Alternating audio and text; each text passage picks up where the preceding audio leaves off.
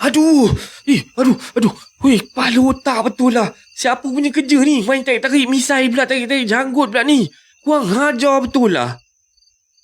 Dan saya waktu ni kan terus terbangun dan carilah siapalah punya angkara. Saya toleh kiri tengok. Saya toleh kanan tengok. Daripada meja tempat yang saya duduk ni, memang boleh nampaklah sekeliling tempat parking kat belakang ni. Memang waktu tu tak ada sesiapa, tak ada saya nampak seseorang pun dekat situ.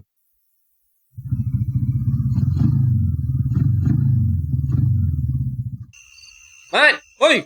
Mat! Kejap! Mat! Engkau tengah buat rondaan Mat, tadi ada ke bos datang sini ke buat spot check ke kat tempat aku ni? Ada tak, Mat? Ha? Bos? Tak ada pula. Setahu aku hari ni bos mana ada dekat sini.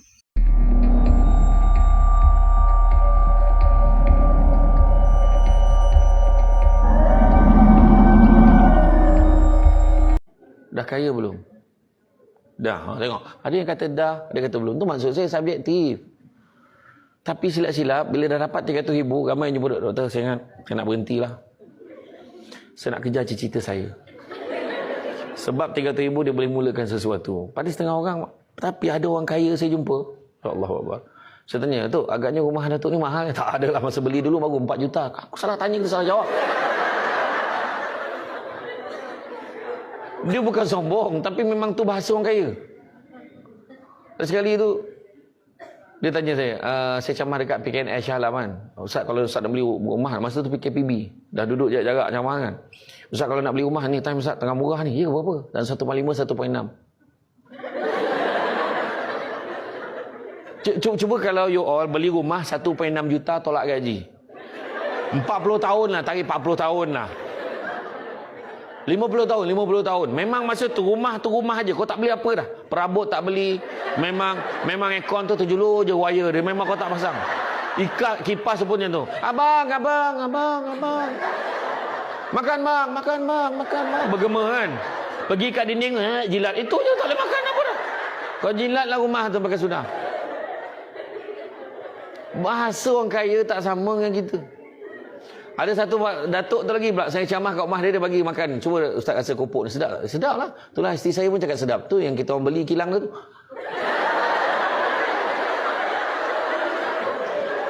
Kalau sedap kau beli banyak bagi semua orang rasa sudahlah.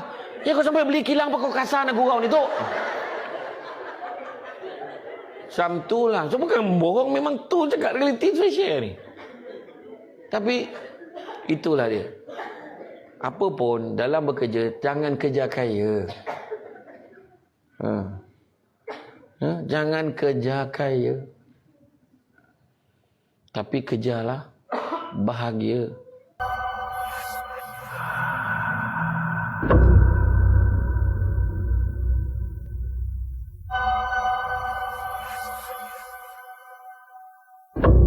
Assalamualaikum warahmatullahi wabarakatuh dan salam sejahtera kepada anda semua.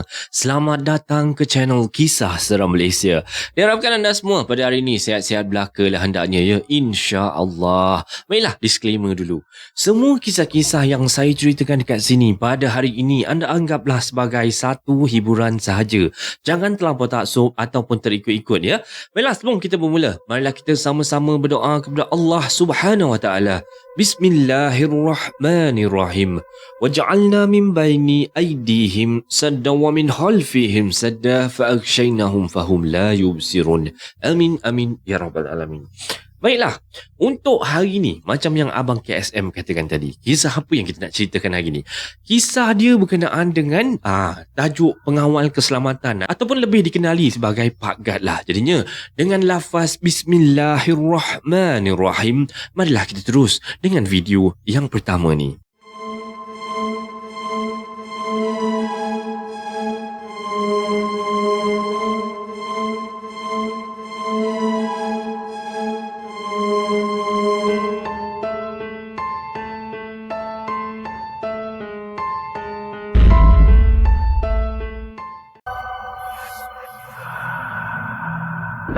Okey, macam mana anda semua pada hari ni? Sihat-sihat belaka lah hendaknya lah, insya-Allah. puasa hari ni macam mana?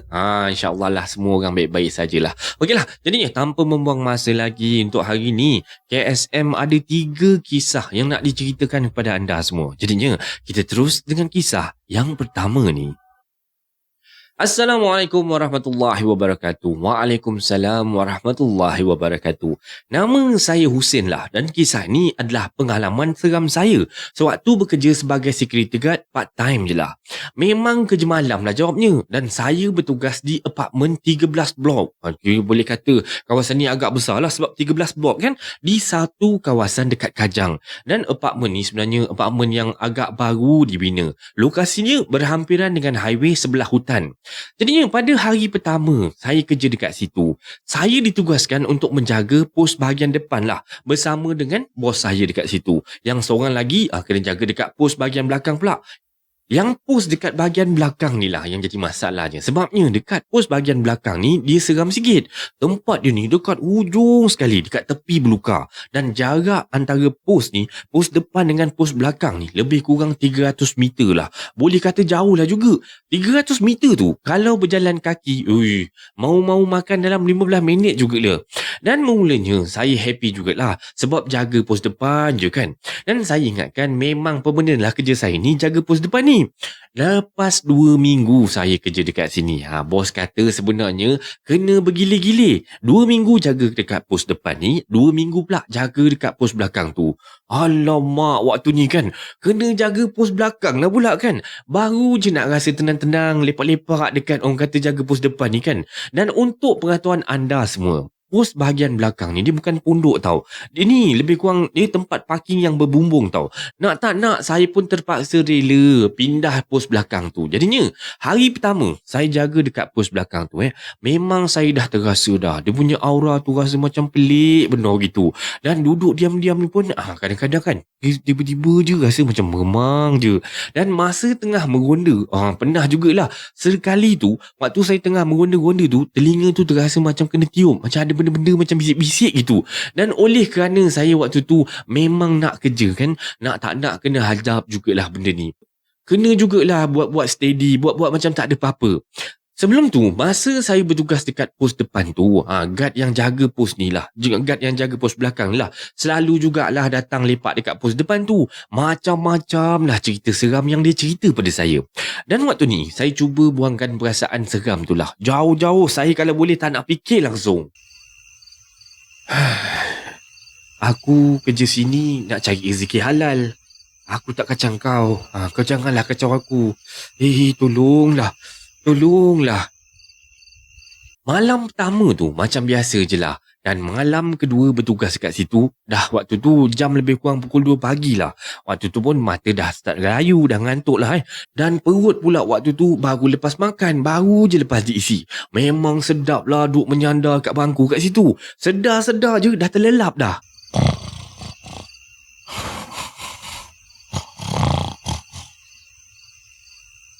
Memang baik punya tidur lah sebenarnya time tu. Tiba-tiba je time saya tengah tidur ni, saya rasa macam sakit-sakit je tau dekat atas bibir-bibir tu. Macam misai tu kena tarik-tarik macam nak kena cabut macam tu. Dan saya pun waktu ni langsung tak buka mata lah. Saya main tepis-tepis je pakai tangan. Kemudiannya saya pun tidur balik semula. Dan lepas tu kan, dia tarik lagi. Dan kali ni siap package. Janggut-janggut saya pun dia tarik. Dan dia tarik kali ni memang kuat. Dia macam sentak macam tu. Aduh. Weh, kepala otak betul lah. Siapa punya kerja ni? Main tarik-tarik misai pula, tarik-tarik janggut pula ni. Kurang hajar betul lah. Dan saya waktu ni kan terus terbangun. Dan carilah siapalah punya angkara. Saya toleh kiri tengok. Saya toleh kanan tengok. Daripada meja tempat yang saya duduk ni, memang boleh nampaklah sekeliling tempat parking kat belakang ni. Memang waktu tu, tak ada sesiapa. Tak ada saya nampak seseorang pun dekat situ.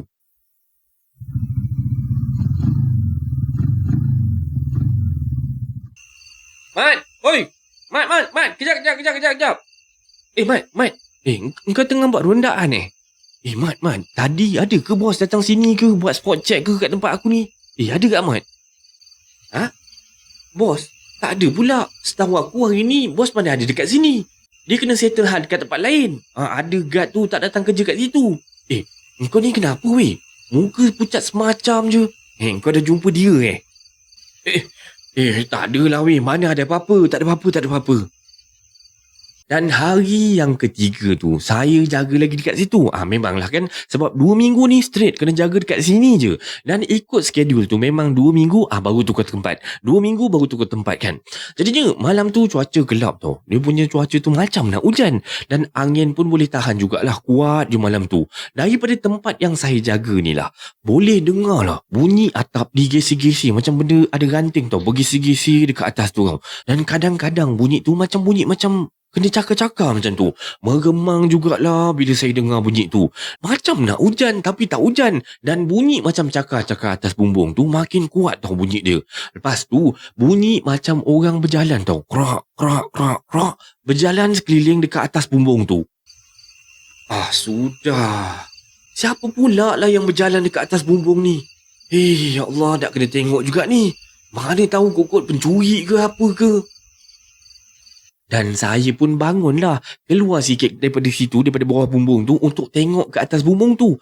Tak ada satu dahan pokok pun yang cecah dekat atas bumbung tu. Yang seramnya, dekat tengah-tengah bumbung tu, saya nampak ada sesuatu macam dia pakai jubah putih tau. Tapi jubah putih tu kusam lah. Dengan rambut dia yang panjang dah macam ganting kayu dah rambut itu. Tengah berjalan tau, dia macam munda mandi dekat atas bumbung tu. Dan terus waktu ni kan tegak bulu roma saya. Dan waktu tu teruslah saya berlari, saya pergi ke guard post yang dekat depan tu. Tapi waktu tu saya tak menjerit lah. Risaulah pula kalau menjerit nanti dia terkam saya ke apa ke. Waktu tu kan macam-macam lah yang ada dalam fikiran saya waktu tu. Dan sampai ke pagi lah ceritanya. Saya pun duduk je lah dekat guard post kat depan tu. Dan besoknya masa saya nak clock out lah, maksudnya masa saya nak balik lah. Dan waktu tu dekat pos depan tu. Dan kebetulan bos saya pun ada dekat situ. Dan saya pun teruslah buka cerita pumpang story dekat dia. Pasal apa yang saya nampak malam tadi. Ayah, itu barang ada lagi ke? Saya tahu mah itu barang. Lu cerita sini was-was tahu punya. Dan bos saya pun buka lah cerita. Dia pun cerita jugalah yang dia sendiri pun pernah nampak. Ada perempuan, siap ada anak lagi, 3 orang, merayau-rayau dengan baju compang-camping, dengan jubah dia yang koyak rabak macam tu, merayau-rayau dekat kawasan tu. Dekat kawasan parking sebelah belakang tu lah. Dan ada juga penduduk dekat sini yang cerita nampak perempuan pakai baju putih jalan merayau-rayau dekat sekitar kawasan ni. Kadang-kadang kat tingkat 1, kadang-kadang kat tingkat atas. Macam itulah cerita dia. Jadinya waktu ni barulah saya faham yang kawasan apartmen tu sebenarnya tak bersih. Banyak makhluk halus yang berkeliaran. Dan akhirnya bos saya pun buka mulut, kata dia, sebenarnya sebelum ni banyak tau pengawal-pengawal yang tak sanggup dah kerja dekat situ. Macam-macam lah alasan yang diorang berikan untuk nak minta jaga pergi, orang kata, kerja dekat tempat lain lah. Dan ada yang sanggup. Kata dia, berhentilah kalau tak dapat tukar tempat lain. Dan bos saya pun cerita yang tapak pembinaan apartmen tu dulu asalnya adalah kawasan paya.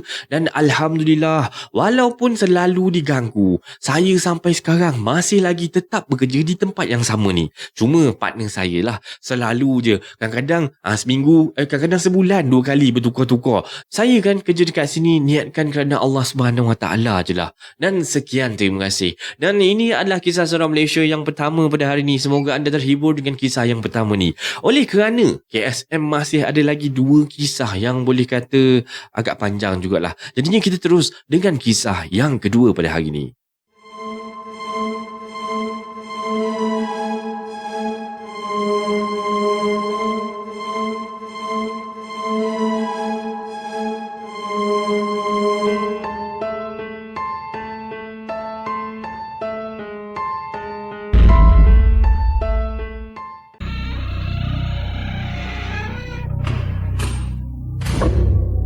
Okey, baiklah. Untuk kisah yang kedua pada hari ni, Untuk kisah yang kedua ni, dia bukan cerita pasal Pak Gad, tapi dia cerita pasal apartmen lah. Jadinya kita terus dengan kisah yang kedua ni. Assalamualaikum warahmatullahi wabarakatuh, Bro KSM. Waalaikumsalam warahmatullahi wabarakatuh. Nama saya Rizal dan apa yang saya nak kongsikan ni adalah kejadian seram yang baru je terjadi. Saya ni tinggal dekat sebuah apartmen di Prestin 11, Putrajaya. Dan rumah saya ni berada di tingkat 8. Okeylah, masa tu dah lewat malam dah. Jam pun dah menunjukkan pukul 1:30 pagi. Tapi saya ni masih belum ada rasa tanda-tanda lah nak tidur. Dan waktu tu sebenarnya saya pun dah baring dah rehat-rehat. Orang kata dah bersedia dah nak tidur. Tapi masa tu saya cuma bentang toto dekat depan TV. Baring dekat ruang tamu je. And for your information, saya tinggal dekat rumah ni seorang-seorang je. Saya sebenarnya lebih suka tinggal seorang lah daripada sewa ramai-ramai. Susah nak kawal nanti. Dulu pernah jugalah saya kasih seorang ni lah sewa satu bilik tu. Tapi budak tu boleh buat hal lah pula. Bila time saya tak ada ni, oi kau, siap boleh angkut lagi, siap bawa balik lagi girlfriend dia. Okeylah, jadinya saya tak nak cerita pasal ni. Kita sambung balik cerita tadi. Tengah saya ni duduk baring tu kan, terkebil-kebil biji mata tu, melayan mata untuk nak tidur tu lah. Dan malam tu memang terasa sangat-sangat sunyi dan sepi lah. Semua lampu dalam rumah ni saya dah siap-siap padam dah. Yelah, orang nak tidur kan, besok nak kerja. Lah, apa salah pula malam ni susah nak tidur ni. Esok nak kerja, ni tak tidur lagi. Letih lah aku macam ni.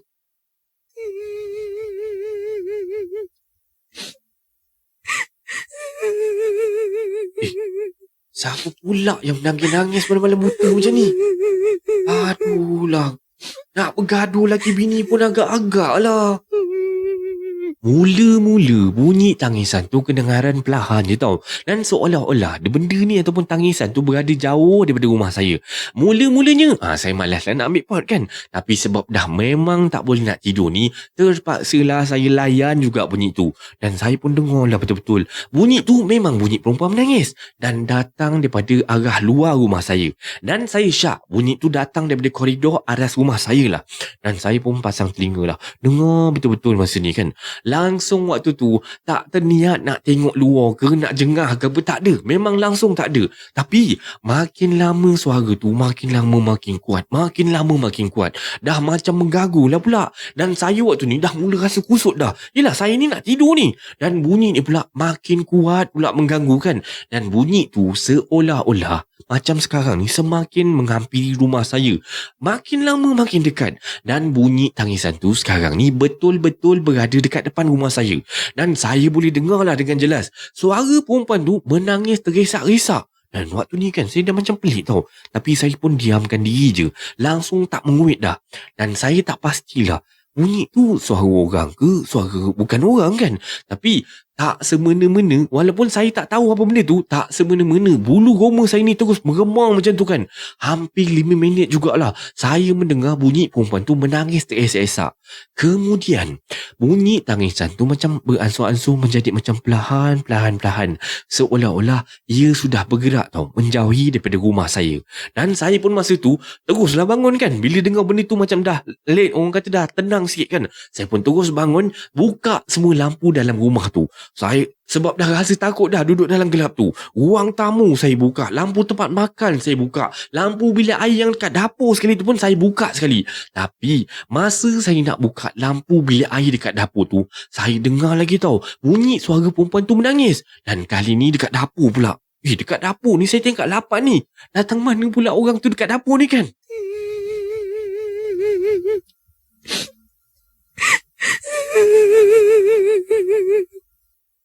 Dan saya terus hidupkan lampu bilik air tu. Terus saya masuk semula ke dalam rumah. Dan terus saya masuk dalam bilik dan terus tutup pintu. Tak jadilah niatnya tadi nak tidur dekat ruang tamu tu. Dan daripada dalam bilik saya ni, saya dengar tau, dekat depan pintu bilik saya tu bunyi macam orang berjalan. Ke hulu ke hilir. Macam sengaja je nak suruh saya tahu yang dia ada dekat situ.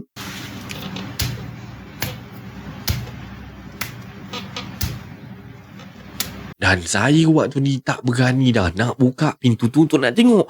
Dan saya tahu sememangnya dah tentu-tentulah bukan orang, saya duduk rumah seorang-seorang je kan.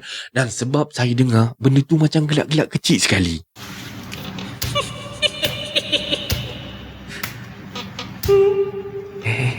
Bukalah.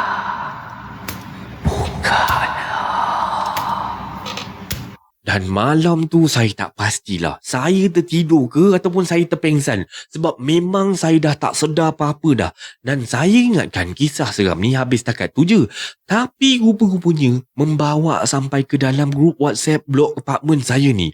Jiran-jiran yang tinggal dekat arah saya ni semua menyatakan bahawa mereka semua ada juga terdengar bunyi suara perempuan menangis tu. Kemudian ada yang kata sebelum tu dekat tingkat 4 pun ada juga terdengar sama juga dengan bunyi perempuan menangis tu. Dan dekat tingkat 14 juga ada jiran-jiran yang dengar bunyi perempuan yang menangis tu. Ada jugalah jiran yang berani. Konon-kononnya lah dia pun buka pintu nak tengok dekat luar tu. Sekali bila buka je pintu tu, dekat luar tu tak ada sesiapa pun. Kemudiannya dalam grup WhatsApp blok apartmen saya ni, ketua blok pun memberi arahan lah. Agarnya kata dia sebelah sini, agarnya selepas ni kalau terdengar lagi bunyi perempuan menangis tu, abaikan saja. Mungkin dia tu sengaja nak mengacau kita dengan tujuan mahu kita melihat dia. Jadi untuk nak elakkan perkara-perkara buruk ni terus berlaku, bila dengar tangisan tu buat tak tahu je lah. Dan begitulah arahan daripada ketua blok saya. Dan saya waktu ni kan langsung saya baca dalam WhatsApp group tu kan. Saya baca dalam hati ni tahu, tapi saya tak nak komen apa-apa langsung. Dan saya langsung tak cerita apa yang saya kena ni sebenarnya lebih dahsyat lagi. Yelah, benda tu siap masuk dalam rumah lagi. Dan saya waktu ni cuma minta nasihat daripada mak saya sajalah. Dan mak saya pun suruh saya panggil ustaz untuk pagarkan rumah tu. Tapi sampai sekarang ni saya masih lagi belum buat apa-apa pun. Belum sempatlah nak panggil ustaz. Yelah, bukan apa, saya pun bukan kena sesiapa dekat sini. Dan harap sangat-sangat tak adalah lagi kena macam ni. Dan korang semua mintalah korang doakan saya semoga selamat ya. Dan sekian. Dan ini adalah kisah seram Malaysia yang kedua pada hari ni. Macam mana anda rasa dengan pengalaman Rizal ni ya? Agak creepy juga katanya baru jadi ni kan. Okeylah, jadinya kita terus dengan kisah yang ketiga pada hari ni.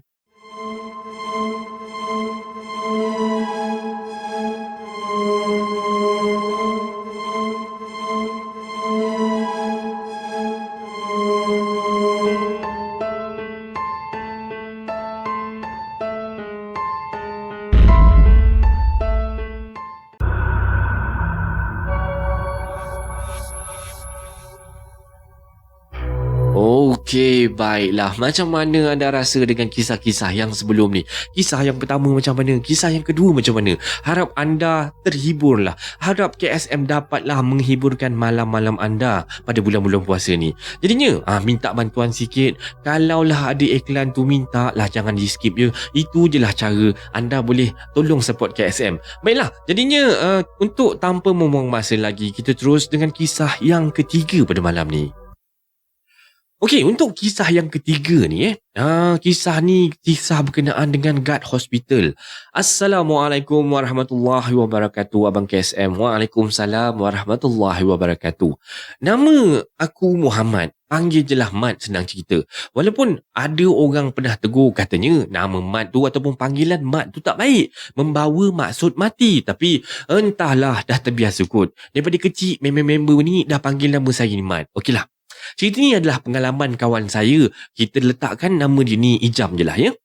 Ketika dia bekerja sebagai pengawal keselamatan di sebuah hospital yang terletak dekat atas bukit. Lokasinya korang teka sendirilah. Mat tak nak kasih tahu kata dia. Okeylah. Ketika itu Ijam ni bekerja pada shift malam dan bertugas sebagai seorang pengawal ronda. Dan tugas sebagai seorang pengawal ronda ni biasanya akan meronda lah dan menjaga keselamatan kawasan hospital tu. Jadinya pada malam tu dia ni pun meronda lah macam biasa je, pergi ronda, pergi buat cloaking apa semua di setiap checkpoint yang telah ditetapkan. Dan si Ijam ni pun bergerak lah dari satu checkpoint ke checkpoint yang lain sambil-sambil memantau. Yalah, mata kalau jadi orang kata anggota keselamatan ni mestilah kena tajam. Kena perhatikan betul-betul dekat kawasan sekeliling. Sebab kat sini, dekat hospital ni, kerap jugalah berlaku kes-kes kecurian kereta, motosikal dan juga barang-barang hak milik hospital. Dan pernahlah sekali tu, terjadi satu kes curi kereta. Pemiliknya ni, baru je tinggalkan kereta tu tak sampai 5 minit pun. Balik-balik je dekat kereta tu balik semula. Dah lesap dah. Menangis kakak tu. Yelah, kereta tu katanya baru je keluar kedai seminggu kot. Mahunya tak menangis. Kalau abang KSM pun confirm lah menangis kan. Kereta baru keluar kan. Baiklah, jadi kita terus Berbalik pada cerita tadi. Malam tu si Ijam ni pun jalankanlah tugas dia. Meronda macam biasa je. Meronda punya. Sampailah si Ijam ni ke checkpoint yang terakhir. Dan checkpoint terakhir ni terletak dekat kawasan quarter staff. Jauh dekat atas bukit sana. Dan dekat atas bukit tu, kalau belah malam ni memang sunyi sikit. Sebenarnya bukan sunyi sikit lah. Memang sunyi sepi lah senang cerita. Sebab tak ramai staff yang tinggal dekat sana. Walaupun unit rumahnya agak banyak. Dekat situ kan, 3 blok, 3 tingkat tau. Kalau satu line tu, satu tingkat tu ada 5 buah rumah, anda kira lah sendiri berapa banyak kan. Itu yang jadi sunyi sangat-sangat tu. Kalau dikira, rasanya dalam banyak-banyak rumah yang ada dekat atas tu, adalah lebih kurang dalam 5 biji rumah je yang ada penghuni. Yang lainnya semua kosong. Dapat bayangkan tak? Macam mana suasana, macam mana rupanya dekat atas tu. So boleh kata memang creepy lah senang cerita. Sebab ini adalah checkpoint yang terakhir. Si Ijam ni pun niat lah nak duduk dulu, lepak-lepak kejap kat situ, nak isap okok sebatang dua dulu dekat situ.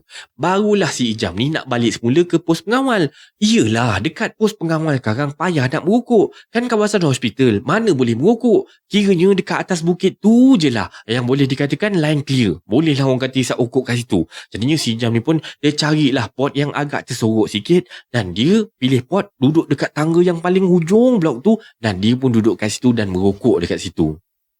Tengah si Ijam layan isap okok kat situ kan. Daripada orang kata hembus, isap kan. Tiba-tiba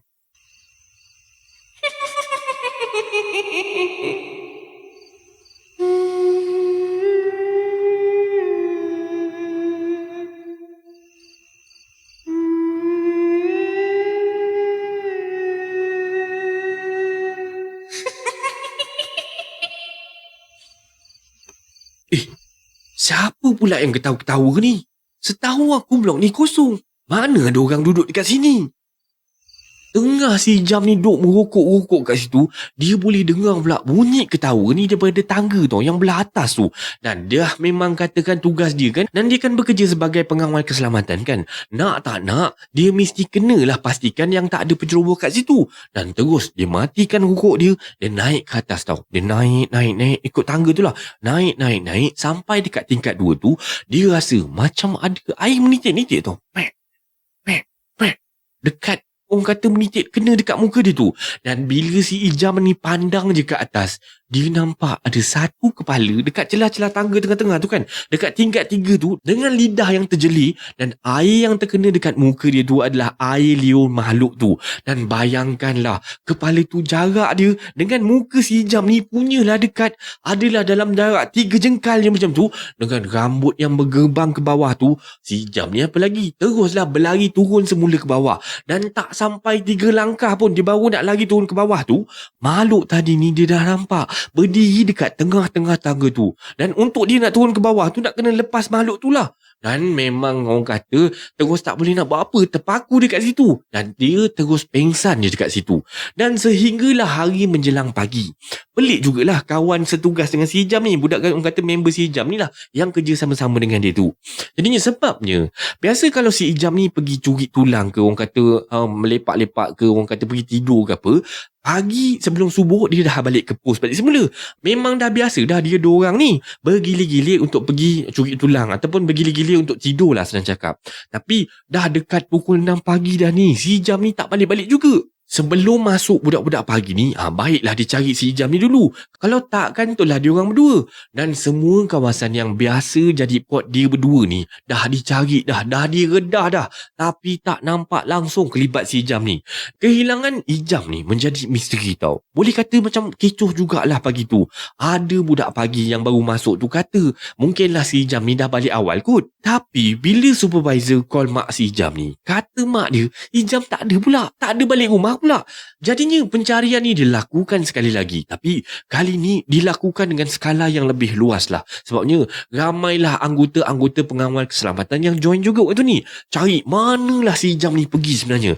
Dan kali ni diorang carilah termasuk dekat lereng-lereng bukit, dekat mana-mana semua ceruk pelosok semua dia masuk. Dan akhirnya si Ijam ni ditemui pengsan dekat atas tangki air hospital tu. Dan setelah si Ijam ni sedar, dia langsung tak ingat macam mana dia boleh naik ataupun macam mana dia boleh sampai dekat atas tangki air tu. Dulu hospital tersebut ni lah, memang selalu staf ni ternampak kelibat langsui. Selalunya terserempak dengan langsui ni dekat Dewan Bedah. Bila dengar kan pengalaman-pengalaman tentang orang yang bekerja sebagai pengawal keselamatan ni, tak sanggup saya. Okeylah, jadinya dengan ini sekianlah kisah saya. Dan sekianlah kisah seram Malaysia pada hari ini. Semoga anda terhibur dengan kisah-kisah yang KSM sampaikan. Okeylah, sebelum kita akhiri kisah seram Malaysia pada hari ini, KSM nak letak disclaimer dulu. Semua kisah-kisah yang saya ceritakan kat sini pada hari ini anda anggaplah sebagai satu hiburan sahaja. Jangan terlampau taksub ataupun terikut-ikut ya. Sebarang komen, like dan share daripada anda semua amat-amatlah dihargai. Terima kasih pada yang dah sudi subscribe di channel Kisah Seram Malaysia ni. Dan yang masih belum tu, anda bantulah saya dengan menekan butang subscribe, like dan sharekan video ini kepada kawan-kawan anda. Sokongan daripada anda semua adalah ibarat satu pembakar semangat buat saya untuk teruskan berkarya agar saya terus berusaha untuk membuat banyak video-video yang baik, yang menarik dan berkualiti untuk anda semua tonton, insya-Allah. Jadinya yang baik itu datang daripada Allah Subhanahu wa taala dan yang buruk itu datang daripada kelemahan diri saya sendiri. Dan saya akhiri kisah seram Malaysia pada kali ini dengan lafaz Assalamualaikum warahmatullahi wabarakatuh. Thank you so much for your support. See you next video. Take care guys and God bless you.